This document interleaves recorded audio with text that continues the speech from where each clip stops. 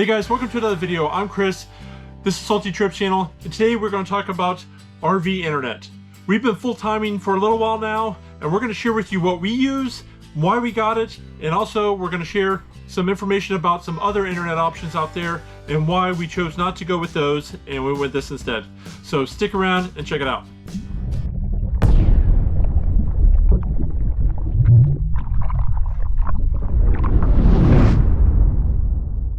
All right, so we're going to go over, well, what do you need your internet for? That's a big factor of deciding what kind of internet provider you're going to use. We, like most people, stream almost all of our content off the internet, whether it be YouTube, Peacock, Max, yada yada, whatever. They all stream from the internet. And every once in a while, like we'll watch some games off of the antenna, or local football games or something like that. But other than that, most everything is streamed. We watch more YouTube than we do like TV channels. All our internet has to come through there. And we also have two YouTube channels, our RV channel here and our Salty Strikes fishing channel. So we are uploading about 4 videos a week. That is a big factor, upload speeds. It's not just download, but like if you're working remotely or you have to do video conferencing or stuff like that, or upload big files for transfer and stuff like that, you want to make sure that you have decent upload speeds that may, hinder you. So, and we'll talk more about that later too. But, what kind of internet are you using? Are you just checking your email and stuff like that, and you just use your antenna to get TV? Does your RV park have free cable or something like that where you don't need as much internet, or do you not stream that much content? Well, you may want to go with something that is like a limited data plan that costs less. But most of the unlimited plans have become cheaper and cheaper these days. So we're going to talk about Starlink first. Like when you go onto these forums and Facebook and all that stuff, you're going to say, what's the best RV internet? And you're going to see Starlink, Starlink, Starlink, Starlink, Starlink. We don't have it, and there's a good reason why we chose not to get it. But there's a really good reason that you might want to get it too. So we're going to talk about those. We didn't get it because of the price. It is, the initial cost just for the equipment is several $100s, and then it's $150 a month. And then you have 2 basic plans. You have your home plan and you have your mobile internet plan. Over here in your home plan, you get preferential treatment, and your downloads and upload speeds are usually spot on. And then you have your RV plan, mobile plan over here, which gives way to this plan. So if there's a lot of users out there near you or whatever that are uploading and downloading that have the home plan, you will get slowed down here on your mobile plan. So we don't want to have to deal with that, and we don't want to be limited.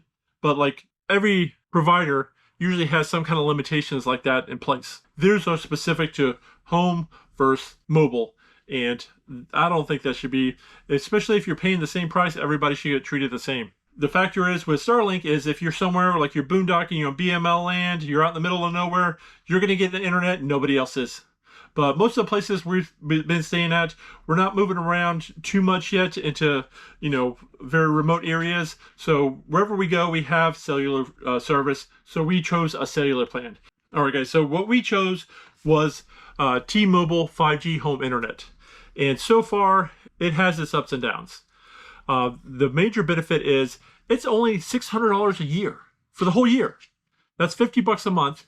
And you come with a tower that has Wi-Fi built in, and you connect all your devices to it and stuff like that. You don't have to buy extra equipment or anything like that. And we used to have our own router and stuff like that, but we don't even use it. We just use the T-Mobile one. When you pull it out of the box and everything, it says set it close to a window. And we set it back here before, and we set it up above the cabinet over there. And then now we finally settled on in the bedroom. But no matter where we put it, it seemed to have about the same service. So it didn't really matter where in the RV it was. It seemed to be about the same. Positioning really didn't seem to make a difference. It might for you, but in our RV, it didn't seem to really help or benefit one way or the other. T-Mobile has a pretty good service across the United States, and our first place we went to, we had decent services. The uploads and download speeds were okay. Every once in a while, we would get a little bit of lag, and when you're streaming, it gets a little blocky kind of on the screen. For the most part, its download was good. Upload was decent. Probably take about 2 hours to upload like a video like this, where normally when I had cable internet, it would take like 10-15 minutes. And then we moved to another place, about, I don't know, 7-8 miles away, and we had excellent internet from our T-Mobile 5G. Upload speeds were insane. I could upload a video 10 to 15 minutes, and if you're one of these people who work remotely and need internet for video chat and conferencing, upload speeds are kind of important. And if you have good upload speeds, you're going to have good download speeds. And so all the download speeds were fantastic. No lagging, no nothing. Instantaneous, high definition streaming. So that was great. And then we finally moved again. And then now it's a bit different. We have decent download speeds. Every once in a while, yeah, it'll get a little grainy, and sometimes during the weekends when it's a little busier, it may slow down a little bit. The upload speed is what the big change was. I went from being able to upload video, like I have 2 YouTube channels, so I'm uploading like 4 or 5 videos a week sometimes. The uploads went from 15 minutes to sometimes it takes all day. It'll take 7, 8, 9 hours sometimes to upload a 20-30 minute video, which is a little ridiculous. But sometimes I'll just start it uploading when we go to bed, and it'll usually be done by the time I get up in the morning. It's not that inconvenient, but if you're live streaming or something where you need to upload a video, conferencing call or something like that, that may affect that. I think the reason why the internet's a little bit slower now here is because of the trees. 4G and 5G internet is affected by stuff it has to penetrate through.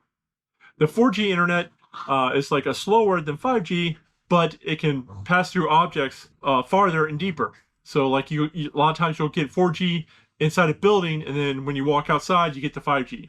And 5G has faster, and it can go farther, but it can't penetrate through trees and walls and stuff, as well as a 4G wavelength. So those are some of the factors that you have to think about. All right, so then there's a lot of other cellular-based providers out there, like Calix and some other ones that basically take data from like T-Mobile and then repackage it as their own and then sell you that plan. And there's a lot of them out there, but they usually cost more. Like the Calix is almost twice as much as if you just went straight to T-Mobile, and you have to buy equipment on top of that. So just go straight to the horse's mouth.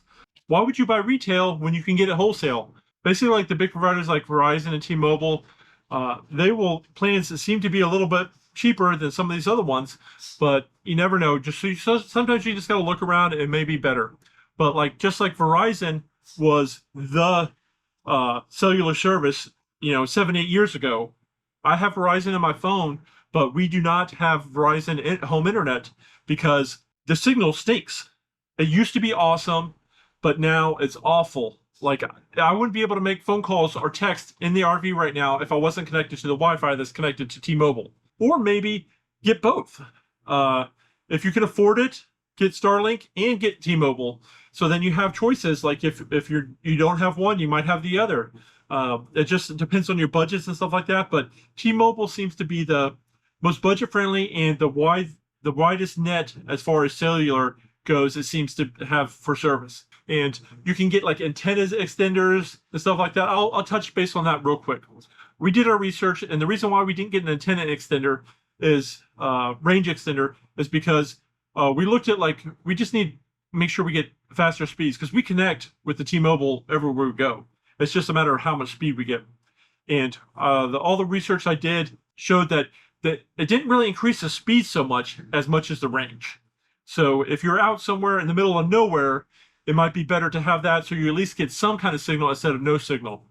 But it wasn't worth the $500-600 investment to maybe get a smidget of increase in speed.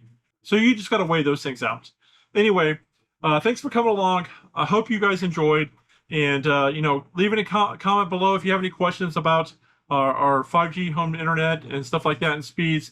But I think I covered most of it. Hope this helped you out. Hit that subscribe button if you want to follow all of our adventures. Make sure you give this video a big thumbs up so it spreads to more people so they understand what's going on and get the lowdown on the RV internet. Thank you guys again, and we'll see you guys next week. Bye.